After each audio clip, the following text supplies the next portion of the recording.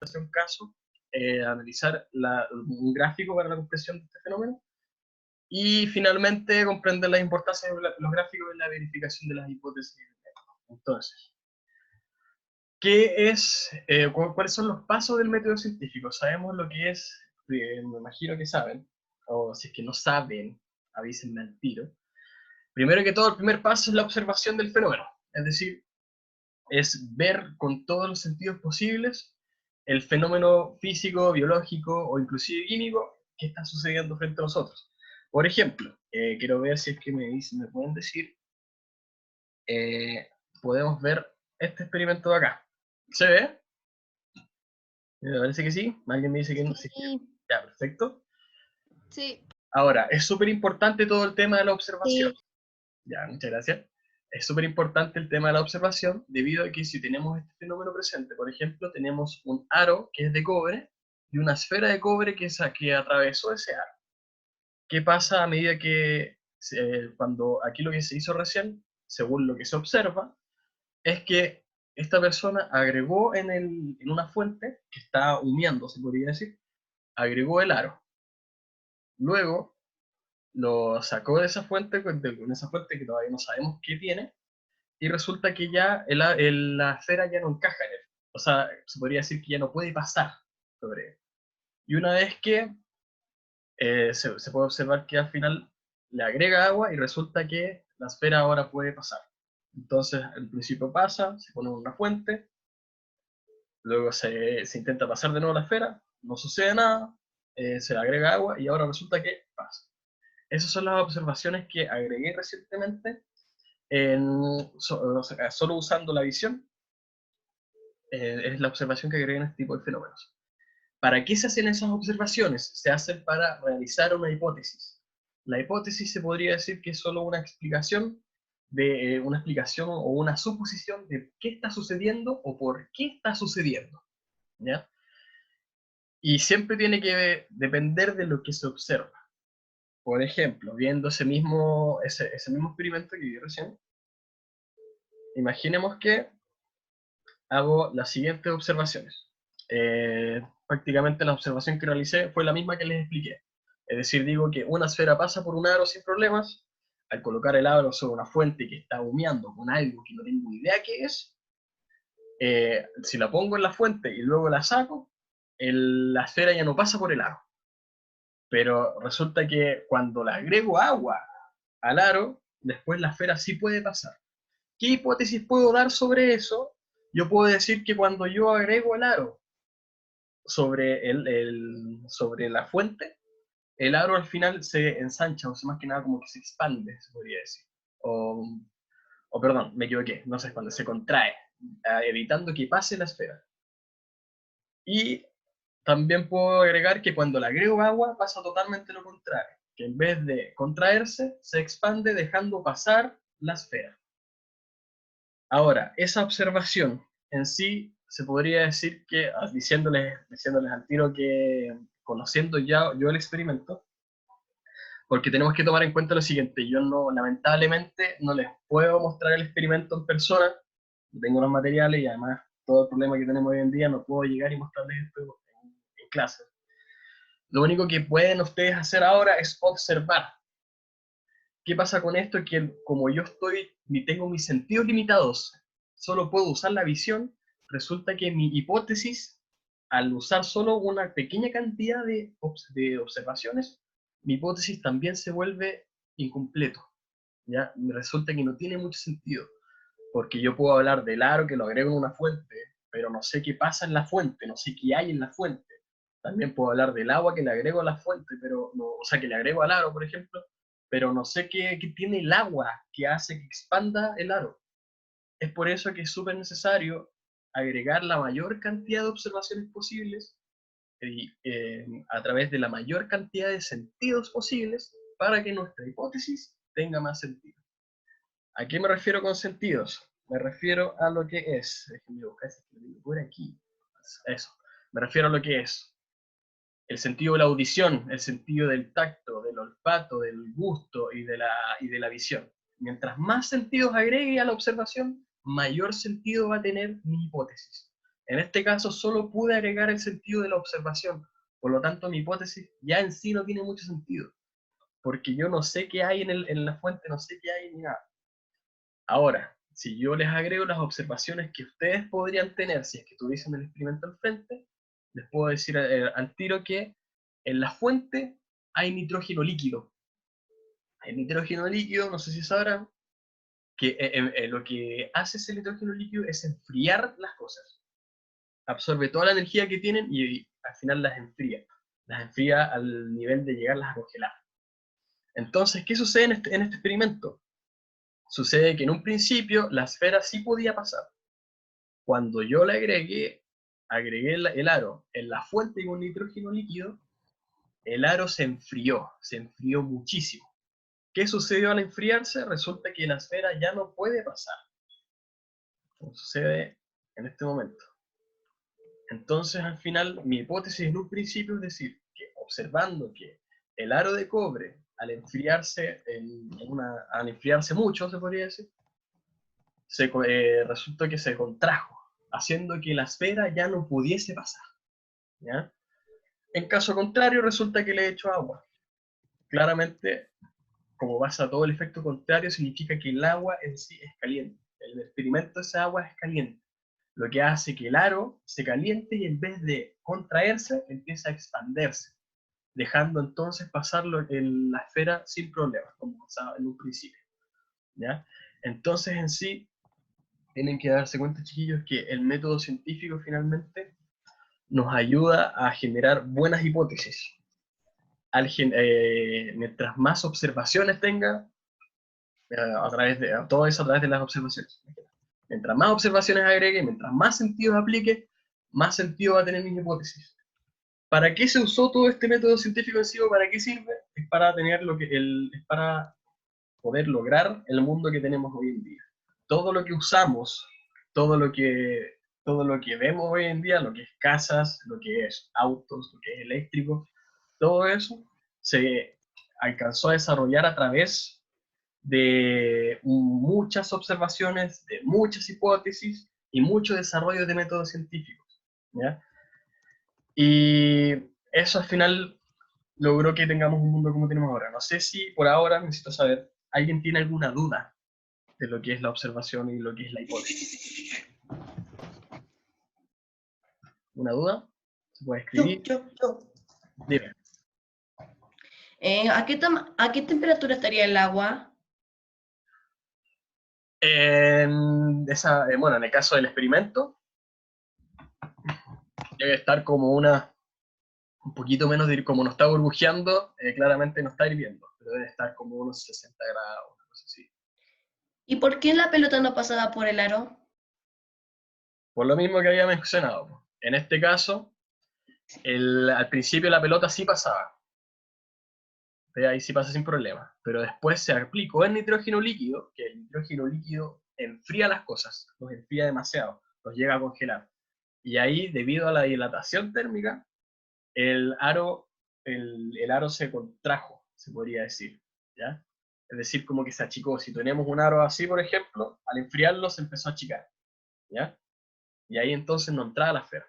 Luego se le Como que agregó se el agua, empezó a compactar y se después empezó cuando a le echaron compactar. el agua se empezó a descompactar. Claro, oye, muy buen uso de palabras, son mejores que las mías. Sí, muchas gracias. Eso es lo que yo, o sea, en mi hipótesis, eso es lo que yo más o menos me imaginaba que es lo que pasaba, porque como eso es nitrógeno líquido, lo que yo me imaginaba es que en las clases de química nos explicaron que cuando las cosas se congelan, las partículas se juntan más y por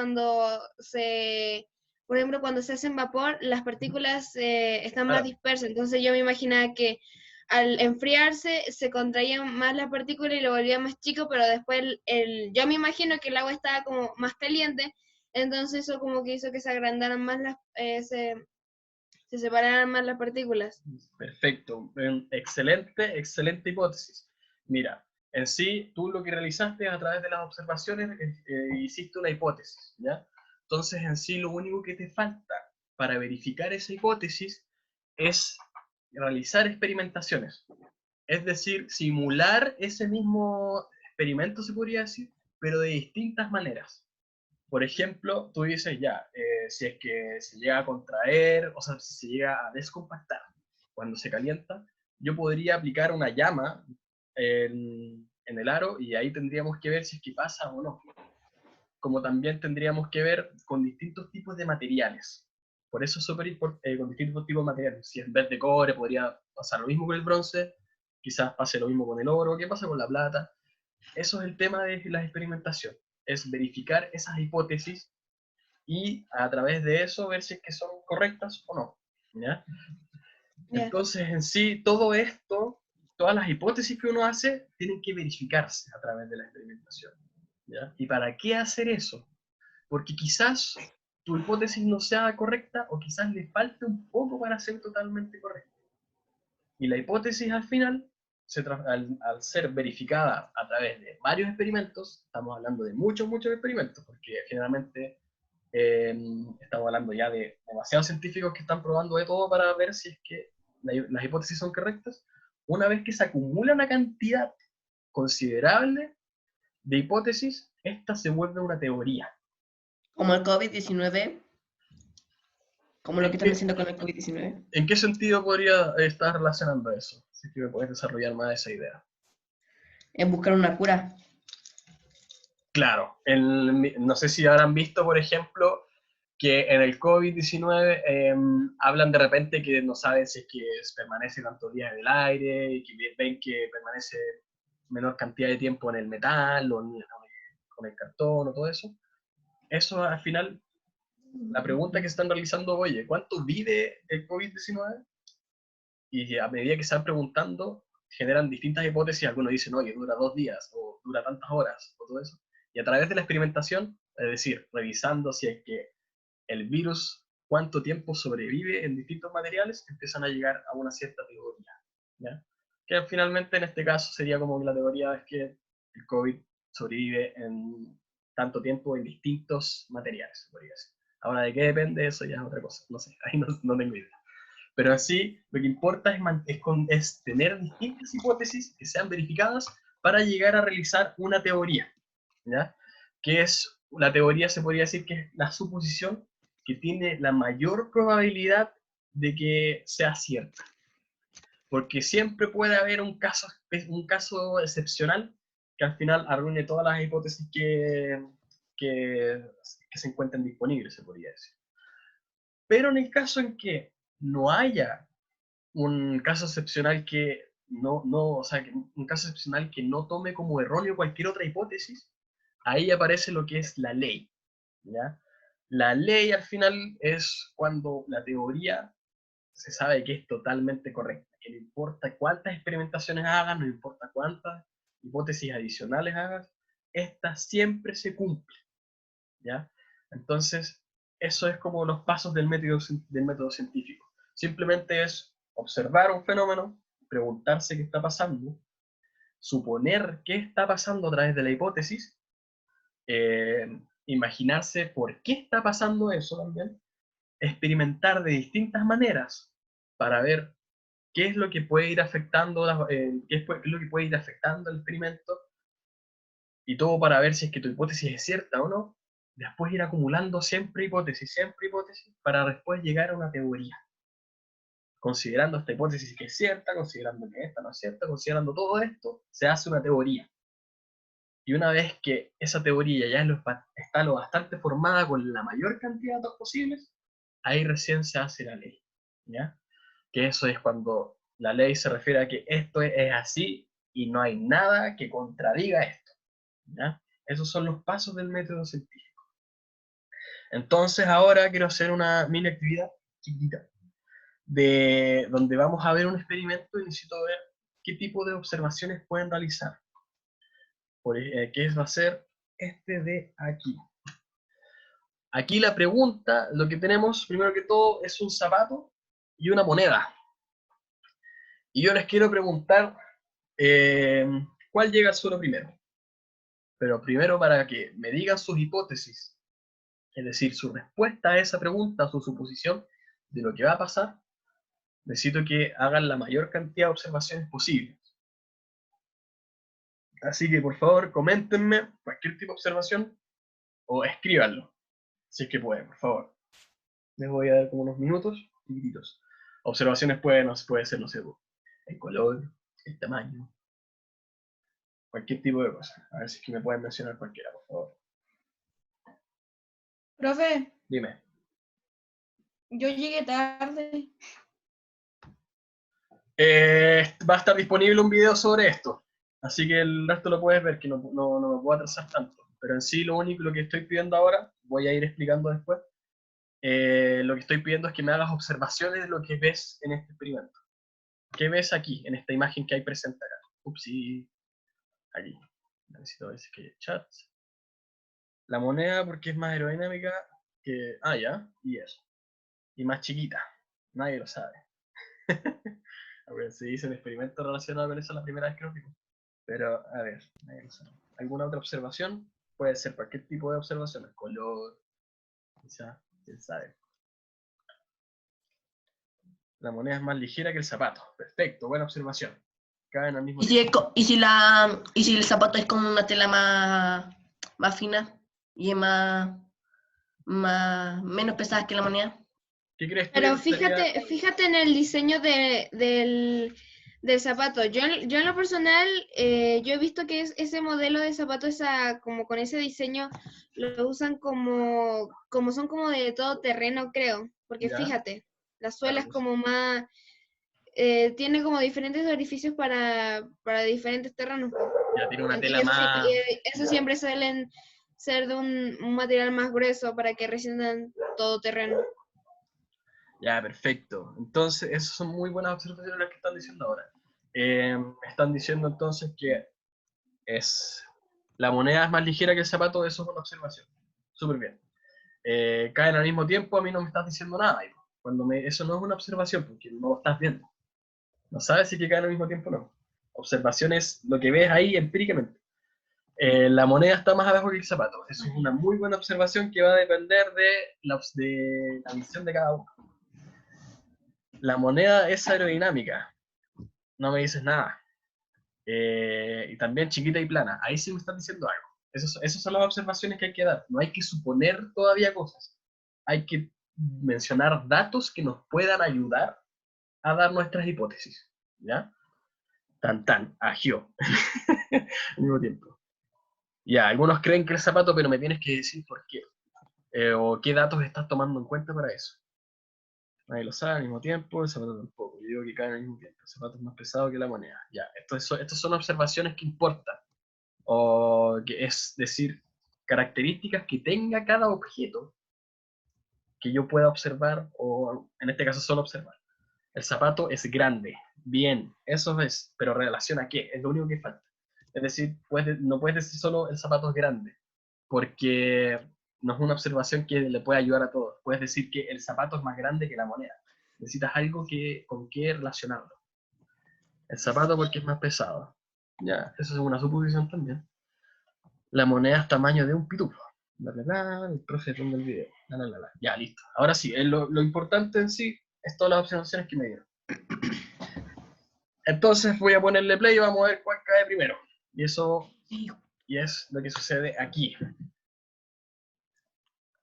Boom. ¿Quién cree que cayó uno primero que el otro? No sé porque el chat no me dejó ver. Profe, la moneda. El zapato. El zapato, Estaba bien. Ya. el zapato. No al mismo tiempo. No, el zapato. Ah, zapato, yo gané. Yo El gané. zapato. Punta. Y la moneda. Yo gané. Al mismo tiempo. No, el zapato. El zapato cayó primero porque se le ve la punta que cayó primero y después cayó la moneda. Exacto. Mira ese minuto exacto. Mira ese minuto exacto. Ahí se nota claramente que a esto le falta la moneda y al zapato le falta Profe, esto. pero depende No te de tiro. cómo lo tiran. No, simplemente las dejan caer así. Ya. Bien, ahora, ese es el problema que hay con el método científico, que no puede ser no puede solo depender de la opinión de las personas. ¿Ya? Está súper bien lo que hicieron, está súper bien las observaciones. Aquí lo que vemos es que dentro de lo que estamos conversando todos, es que algunos piensan que es el zapato, algunos piensan que es la moneda, y otros piensan que es al mismo tiempo. Entonces, esto no puede depender solamente de lo que piensa cada uno. Necesitamos una herramienta que nos diga perfectamente, oye, esto está pasando de tal manera. Y ahí es donde entran las herramientas disponibles, que son, por ejemplo, en relación a lo que es nuestros tiempos, este programa en sí. Este programa lo que nos ayuda es que Pero, yo puedo aplicar en distintas coordenadas, en distintos momentos del tiempo, en qué posición está el zapato, ¿ya? Ahora, primero que todo, pero, dime. profe, la moneda está un poco más abajo que el zapato. Eso, claro, ahí les voy a mostrar un Haz video. de justicia, trampucias. Pero Eso, aunque la es moneda que está más claramente abajo, aquí igual el el zapato primer cayó primero. problema es que el que controla la caída es una persona. Y quizás soltó uno antes sin querer, o quizás quién sabe, hay muchas variables. Pero por eso necesitamos objetos o necesitamos herramientas que nos digan de una manera empírica, es decir, una manera totalmente objetiva, cuál es el que cae primero. Por eso se usan, en casos de movimiento más que nada, o lo que son los gráficos, ¿ya? En este caso, quiero hacer la diferencia primero en las características de los gráficos. Sabemos que en los gráficos tenemos un eje vertical, me imagino que saben, un eje horizontal, ¿no es cierto? Quiero, primero que todo, dame un segundo, quiero mostrar algo. Ya. Generalmente sabemos que los gráficos son con una estructura como esta. Tenemos un eje vertical, ¿no es cierto? Y un eje horizontal. Ese dibujo, y un eje horizontal. ¿Se acuerdan dónde estaba la variable dependiente y la independiente? ¿Alguien me puede decir eso? Esto lo mostré en un video que está... Yo sé, yo. Dime. La independiente es la de abajo y la dependiente es la flecha hacia arriba. Perfecto. La independiente es la de abajo y la dependiente es la que va hacia arriba. ¿Ya? ¿Alguien me puede decir la diferencia entre una variable dependiente y una independiente? Yo. Dime.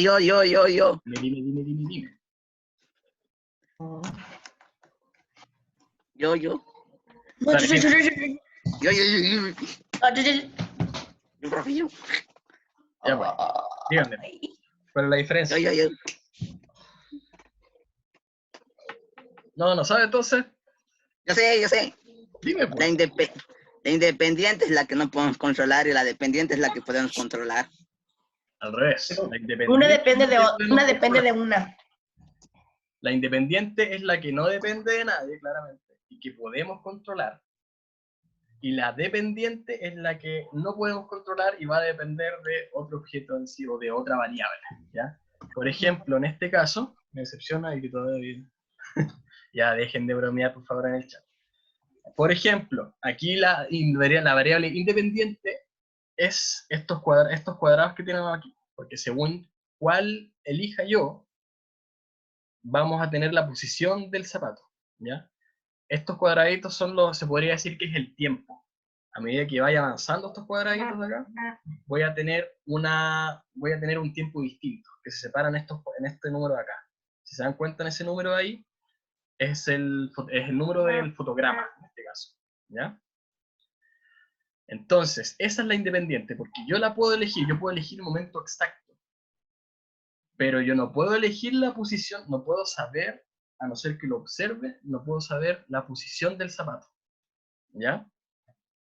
Ya tengo poquito tiempo, tengo 10 minutos nomás. Entonces, como ya he mencionado, esa es la herramienta que vamos a usar ahora, son el tema de los gráficos para saber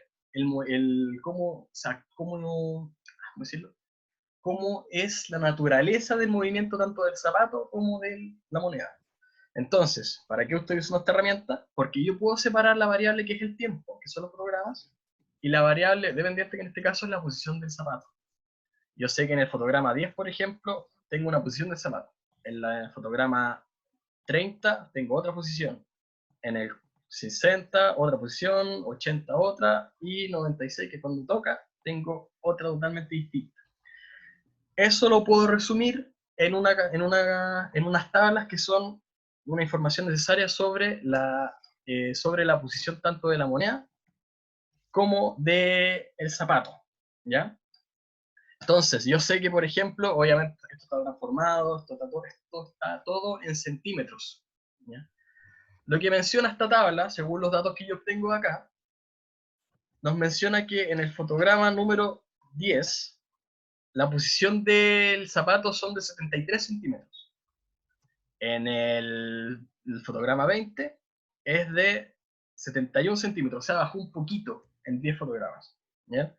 Luego si voy avanzando, en el 40 tengo un poquito más, que, o sea, un poquito menos de altura se podría decir, que son 63 centímetros, como dice acá. Y en el caso del 60, tengo 46 centímetros. Y resulta que del 60 al 95 pasó al suelo, ¿ya? Y aquí me faltó un dato sin querer, pero bueno. ¿De qué me sirve esto al final? Es que si yo tengo estos dos tipos de datos y hago lo que es un gráfico, puedo obtener el comportamiento del zapato según este gráfico, según los datos que tomé, ¿ya? Entonces, por ejemplo, yo sé que el zapato tiene este tipo de comportamiento, donde aquí es esta mi variable independiente, que es el tiempo o la cantidad de fotogramas en este caso. Y esta es la Profesor, tengo una posición. pregunta. Dígame. Profesor, Sí. ¿puedo ir al baño? Ah, sí. Vaya nomás, a darle su casa, no tiene que pedir mi permiso. Ya. Primero que todo, en sí, aquí lo que hicimos fue ver cuál cae al mismo tiempo según lo que yo observé, según los datos que tomé. Si se dan cuenta, aquí en un principio tengo datos distintos. El zapato tiene una altura de 73 centímetros y la moneda tiene 74. Entonces uno está un poquito más arriba que el otro. A medida que iba bajando, claramente aquí se movió un poquito, pero al final del cabo, ambos caen al mismo tiempo, se podría decir. O más que nada, yo puedo obtener a través del dato de los gráficos, si yo separo los datos de la moneda, el gráfico de la moneda con el gráfico del zapato, si se dan cuenta, son prácticamente iguales. Obviamente van a haber problemas. Obviamente van a haber problemas de medición. Eso es porque al final todo depende del ojo humano, que también puede fallar. O también puede depender de fallas de electrónica o todo el estilo. Pero lo que importa aquí es ver el comportamiento que tiene cada uno. Si se dan cuenta, son extremadamente parecidos. Entonces uno podría llegar a decir que prácticamente caen al mismo tiempo, ¿ya? Eso es una hipótesis, se podría decir. Puede haber una pequeña variación que va a depender que puede depender del ambiente que estén ambos zapatos o un montón de variables más que se pueden considerar. Pero lo que importa es que al final el comportamiento según este gráfico es prácticamente la misma. Dime. Una pregunta. Si uno terminara más arriba, porque si usted lo ve, el zapato queda inclinado, lo cual implicaría que la punta caería antes. Si usted ve más arriba, ¿qué cosa, perdón?